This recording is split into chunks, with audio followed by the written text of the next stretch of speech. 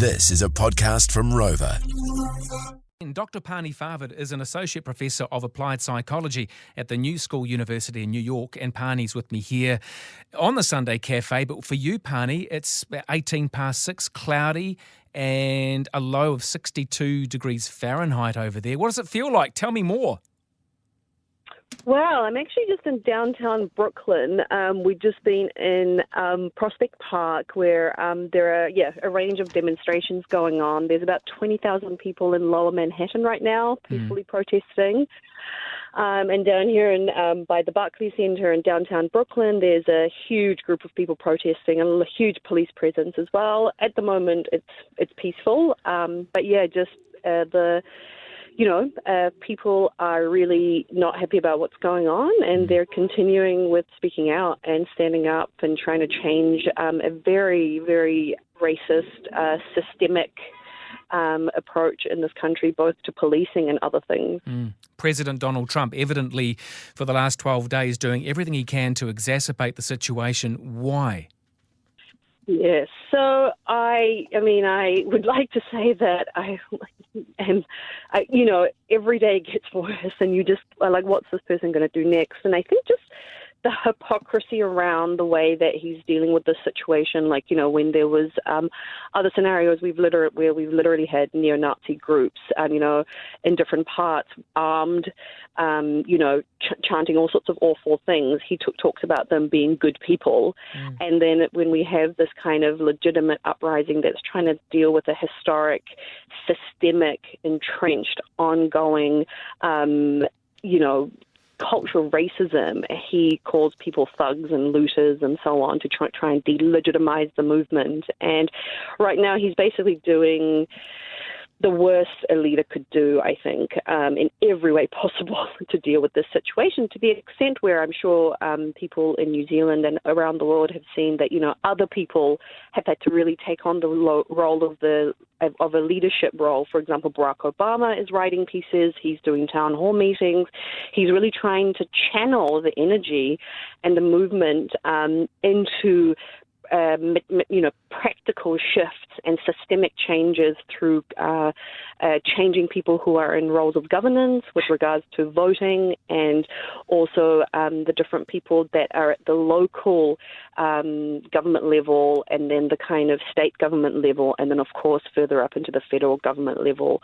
I think one of the things that's been really, this is definitely, it feels extremely different and more widespread, more gripping, more pronounced. The people who are out protesting, it's not just people of color. It is a diverse range of young, old, white, and there's a lot of young white people who are sick of what's going on. And the COVID situation has actually really highlighted the inequalities within the U.S., as well as kind of, peeling that kind of showing the hollow scaffolding that a lot of this country's kind of held together, and it's really brought it into the visibility of a lot of people, made it much more pronounced. And I think people are angry. They are angry, and they have a right to be angry, and it's across the board. I think this is why this movement at this time is so powerful and has such a momentum, and hopefully the capacity to really incite some systemic and structural shifts. And I think as people like President Obama and other leaders, even I think Killer Mike, who's a rapper and an activist, he did a really heartfelt video about this. He said, protesting is really important, but we need to plan, strategize, mobilize, and change the system. And one of the ways you do that is through becoming more and more involved with your local governance, local politics, voting, and also getting involved in all the different ways in which we can make structural change from both the bottom up and the top down. But this momentum, this energy, it really does feel like a time where real change is possible, and it's really to harness harness this kind of, this vibe, this movement, this energy that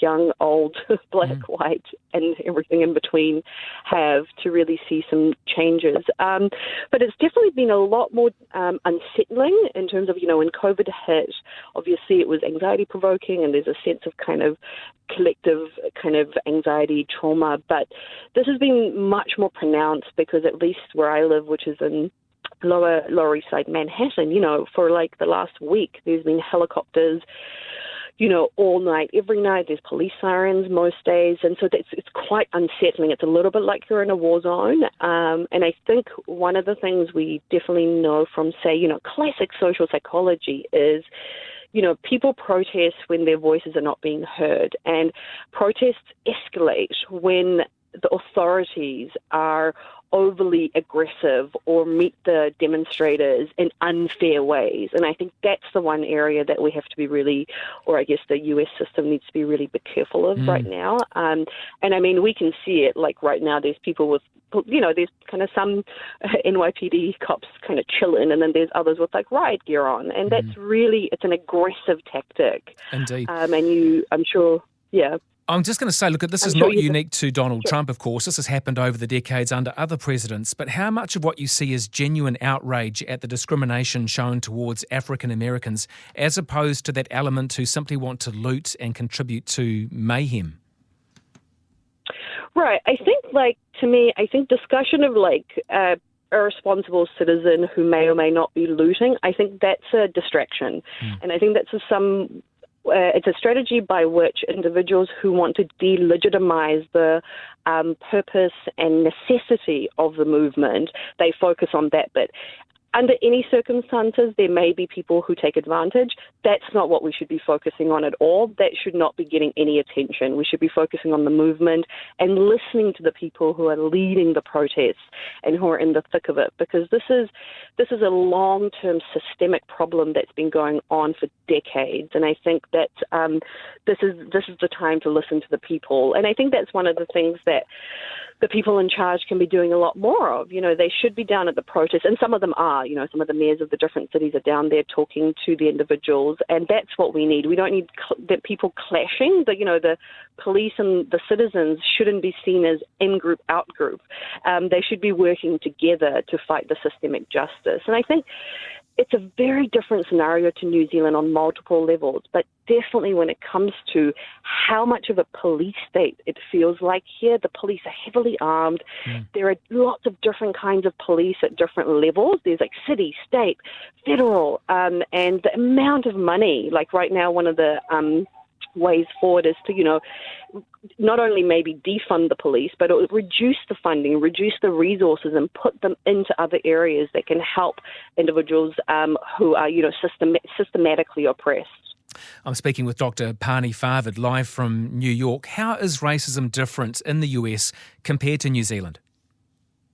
Right. So this is something that I've really noticed, and I know we have our own issues within the New Zealand context, but I was shocked when I moved to New York, when I started living in the US, how overt, hostile and blatant the racism is, and how much more aggressive police deal with individuals of colour. And it's just nothing, like I know in New Zealand we have discussions of certain kinds of profiling. Young brown men are often at the receiving end of harsher treatments or, being pulled over.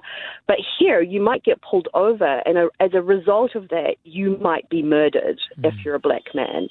The stakes are much higher, and the kind of, I suppose, almost dehumanization of black bodies is much worse here. And it's like nothing I've seen before. And I think people have a right to be angry. They have a right to be demanding justice and a change to how the government is dealing with this situation. And the, police brutality and the way in which policing is done in this country. Yeah, look, here's a question that's not easy to answer, and we've only got a couple of minutes. But what are the ways forward to address racism? How do we stop this? I think yes, this is a huge, huge issue. So I think it needs to be both top down and bottom up. And I think a real focus on reducing the in-group, out-group favoritism and stop judging people based on the color of their skin in terms of what they're going to be like. I think, obviously, the way in which a lot of police are being trained is inadequate. I mean, in the US, they get a very, very small amount of, I think it's like 6 weeks of training, 6 or 8 weeks, a very small amount of training. And I think, as a country, I mean, or globally, we need to be dealing with the core issue. When you've had a history of racism, and in New Zealand, a history of colonization, there is just so much more bold and blatant action that needs to be taken to rectify those historical injustices. And basically, we need not only more people of color and minorities in positions of power.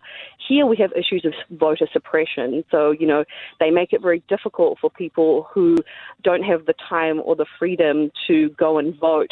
Voting will happen on a random Tuesday. And if you're, a working class person, you can't get that time off. So there's a whole range of ID issues and things like that.